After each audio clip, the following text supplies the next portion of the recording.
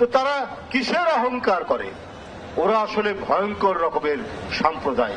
একজন আইনজীবী তাকে মেরে ফেলা হলো, কোনো কথা নেই। তাহলে প্রতিদিন বাংলাদেশে সংখ্যালঘু নির্যাতন দিল্লি থেকে কলকাতা পর্যন্ত এই যে এক ভয়ঙ্কর মিথ্যা কথার বেষ্টনী তৈরি করে গোটা বিশ্বকে বিভ্রান্ত করার যে প্রচেষ্টা চালাচ্ছেন, সেটাতে কোনো লাভ হবে না। দর্শক, বিএনপির পদযাত্রার খবরাখবর জেনে নেব আমার সহকর্মী সাইফুদ্দিন রবিনের কাছ থেকে। তিনি সেই খবরাখবর রাখছেন, তিনি রামপুরায় রয়েছেন। রবিন, স্মারকলিপিতে কি কি বক্তব্য তুলে ধরেছে বিএনপি, সে খবর পেলেন কিনা আপনি, এবং পদযাত্রাটি এখন কোথায় অবস্থান করছে?